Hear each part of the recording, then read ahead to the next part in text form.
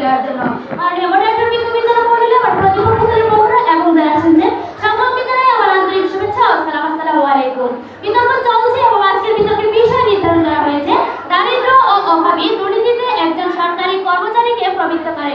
সঙ্গত কারণে আমি এবং আমার দল এর পক্ষে অবস্থান করছি। মাননীয় মডারেটর, দরিদ্রতা অর্থনৈতিক সংকটের পরিচয়। সরকারি কর্মচারীদের বেতন সীমিত।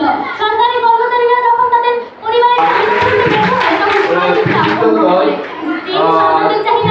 সরকারি মডেল সরকারি উচ্চ বিদ্যালয় সরকারি মডেল উচ্চ বিদ্যালয় প্রাপ্ত নম্বর 166